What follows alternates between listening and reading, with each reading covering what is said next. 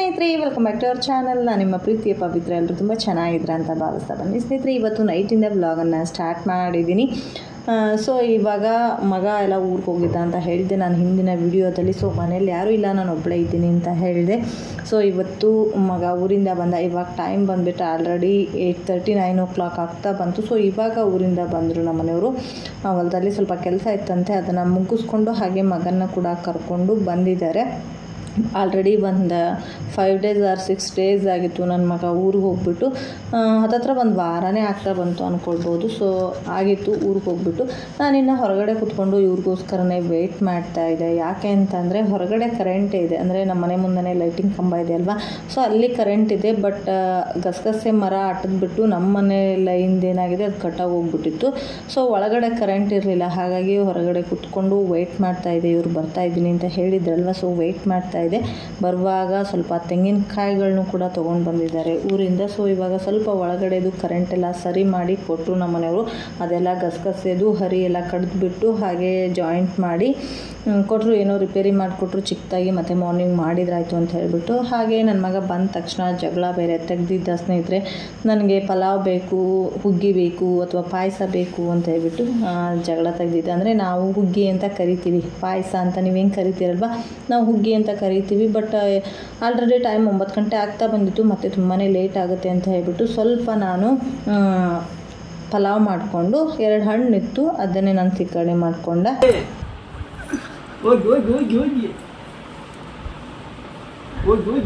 Sweet ಒಂದು ಸ್ವಲ್ಪ ಸೀಪ್ಸ್ ಎದ್ದೇಳ್ತಾನೆ.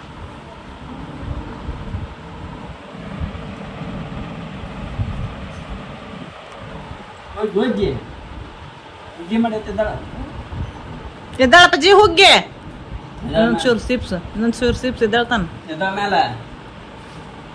Sweet ಇದ್ರೆ ಎಪ್ಸೋದು ಭಾಳ ಈಸಿ, ಅವನ್ನ ಹಂಗ ಎಪ್ಸೋದು ಬಲು ಕಷ್ಟ. ಎದ್ದಾಳಪ್ಪಾಜಿ ಹುಗ್ಗೆ, ಏ ಬಂಗಾರೆ ಹುಗ್ಗೆ.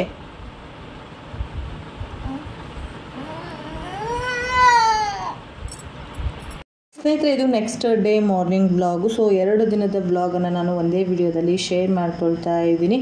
ನೈಟು ಪಲಾವ್ ಮತ್ತು ಶಿಕರ್ಣಿ ಮಾಡಿದೆ, ಹಾಗೆ ಸಾಂಬಾರು ಕೂಡ ಇತ್ತು ಸ್ವಲ್ಪ. ಸೊ ಅದೇ ಆಗುತ್ತೆ ಅಂತ ಅಂದ್ಕೊಂಡಿದ್ದೆ, ಬಟ್ ಅವ್ನು ಜಗಳ ಮಾಡ್ದ ಅಂತ ಹೇಳ್ಬಿಟ್ಟು ಪಲಾವ್ ಕೂಡ ಮಾಡಿದ್ದೆ ನಾನು. ಸೊ ಪಾತ್ರೆ ಯಾವುದು ತೊಳೆದಿರಲಿಲ್ಲ, ಇವಾಗ ಪಾತ್ರೆ ತೊಳಿಬೇಕು. ಹಾಗೆ ಪಾತ್ರೆ ಎಲ್ಲ ತೊಳೆದ್ಬಿಟ್ಟು ನೆಕ್ಸ್ಟು ನಾನು ಸ್ವಲ್ಪ ಮಧ್ಯಾಹ್ನಕ್ಕೆ ಸಾಂಬಾರು ಕೂಡ ಮಾಡಿದೆ ಸ್ನೇಹಿತರೆ. ಇವತ್ತು ನುಗ್ಗೆಕಾಯಿ ಬೇಳೆ ಸಾಂಬಾರು ಮಾಡಿದ್ದೀನಿ. ಸೊ ಅದಕ್ಕೆ ಲೈಟಾಗಿ ಒಂದು ಒಗ್ಗರಣೆ ಕೊಟ್ಟರೆ ಸೊ ಸಾಂಬಾರು ರೆಡಿ ಆಯಿತು. ಸೊ ತುಂಬಾ ಟೇಸ್ಟಿಯಾಗಿರುತ್ತೆ. ನಮ್ಮ ಮನೇಲಿ ಆಲ್ಮೋಸ್ಟ್ ಎಲ್ಲರಿಗೂ ನುಗ್ಗೆಕಾಯಿ ಬೇಳೆ ಸಾಂಬಾರು ಅಂದರೆ ತುಂಬಾ ಇಷ್ಟಪಟ್ಟು ಊಟ ಮಾಡ್ತಾರೆ. ಸೊ ಇವಾಗ ನುಗ್ಗೆಕಾಯಿ ಬೇಳೆ ಸಾಂಬಾರು ಮಾಡಿಕೊಂಡೆ.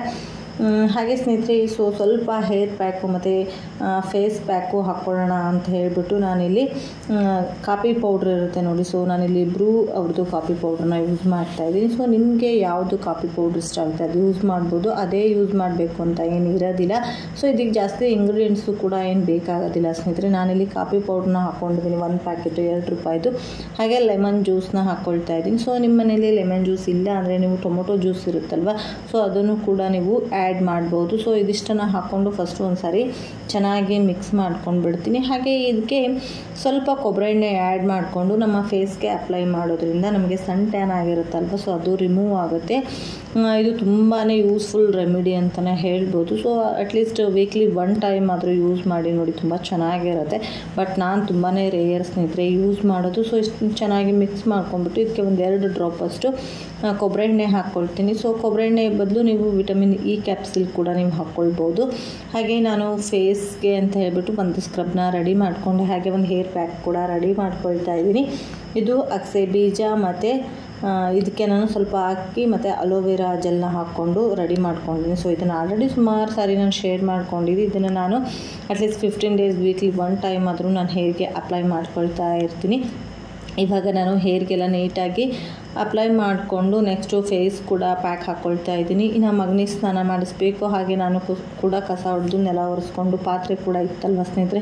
ಸೊ ಪಾತ್ರೆ ಎಲ್ಲ ವಾಶ್ ಮಾಡ್ಕೊಂಡು ಅಷ್ಟರಲ್ಲಿ ನನ್ನ ಪ್ಯಾಕು ಕೂಡ ಡ್ರೈ ಆಗಿರುತ್ತೆ. ಹಾಗೆ ಹೇರ್ ಹಾಕಿರೋ ಪ್ಯಾಕು ಕೂಡ ಒಣಗಿರುತ್ತೆ. ಸೊ ಆನಂತರ ತಲೆ ಎಲ್ಲ ಸ್ನಾನ ಮಾಡ್ಕೋಬೋದು ಅಂತ ಹೇಳಿಬಿಟ್ಟು ನಾನಿಲ್ಲಿ ಹೇರ್ಗೆ ಪ್ಯಾಕ್ ಹಾಕ್ಕೊಂಡು ಒಂದು ಸ್ವಲ್ಪ ಹೊತ್ತು ಸ್ಕ್ರಬ್ ಮಾಡಿಕೊಂಡೆ. ಅದೆಲ್ಲ ಮಾಡಿಕೊಂಡು ಸ್ನೇಹಿತರೆ ಸ್ವಲ್ಪ ಹೊತ್ತು ರೆಸ್ಟ್ ಮಾಡಿ ಮತ್ತೆ ನಾನು ಈವ್ನಿಂಗ್ ಬಂದು ರೊಟೀನನ್ನು ಸ್ಟಾರ್ಟ್ ಮಾಡಿದ್ದೀನಿ. ಸೊ ಇವತ್ತು ಈವ್ನಿಂಗು ಸ್ನ್ಯಾಕ್ಸ್ ಬಂದುಬಿಟ್ಟು 5 ವಿಧದ ತರಕಾರಿಗಳನ್ನ ಬಳಸಿ ಬಜ್ಜಿ ಮಾಡ್ತಾ ಇದ್ದೀನಿ. ಸೊ ಯಾವ್ಯಾವುದು ಅಂತ ಅಂದರೆ ಸೌತೆಕಾಯಿ, ಹೀರೆಕಾಯಿ, ದೊಡ್ಡ ಪತ್ರಿ, ಆಲೂಗಡ್ಡೆ ಮತ್ತು ನಾನು ಮುಳುಗಾಯಿ ತೊಗೊಂಡಿದ್ದೀನಿ. ಸೊ ಅದನ್ನು ಮುಳುಗಾಯಿ ಮತ್ತು ಆಲೂಗಡ್ಡೆನ ನಾನು ಹೆಚ್ಚಿಬಿಟ್ಟು ನೀರಿಗೆ ಹಾಕಿ ಇಟ್ಕೊಂಡಿದ್ದೆ. ಯಾಕೆ ಅಂತಂದರೆ ಅದು ಬೇಗ ಕಪ್ಪಾಗ್ಬಿಡುತ್ತೆ. ಸೊ ಹಾಗಾಗಿ ಅದನ್ನು ಹೆಚ್ಚಿಬಿಟ್ಟು ನೀರಲ್ಲಿ ಹಾಕಿಟ್ಕೊಂಡು ಮಿಕ್ಕಿರೋದನ್ನೆಲ್ಲ ನಾನು ರೌಂಡ್ ಶೇಪಲ್ಲೇ ಕಟ್ ಮಾಡ್ಕೊಂಡಿದ್ದೀನಿ. ಹಾಗೆ ಆಲೂಗಡ್ಡೆನ ನಾನು ಸಿಪ್ಪೆ ತೆಗೆದುಬಿಟ್ಟು ಕಟ್ ಮಾಡ್ಕೊಂಡಿದ್ದೆ ಸ್ನೇಹಿತರೆ. ಸೊ ಆ ರೀತಿ ಕಟ್ ಮಾಡ್ಕೊಳ್ಳೋದ್ರಿಂದ ಬಜ್ಜಿ ತುಂಬಾ ಚೆನ್ನಾಗಿ ಬರುತ್ತೆ. ಸೊ ಹಾಗೆ ಈ ಒಂದು ಬಜ್ಜಿ ರೆಸಿಪಿ ನಿಮಗೆ ಬೇಕು ಅಂದರೆ ನನ್ನ ಅಪ್ಪಾಜಿ ಅಡುಗೆ ಮನೆ ಯೂಟ್ಯೂಬ್ ಚಾನಲಲ್ಲಿ ಶೇರ್ ಮಾಡ್ಕೊಂಡಿದ್ದೀನಿ. ಸೊ ಮಿಸ್ ಮಾಡಿದೆ ನೋಡಿ.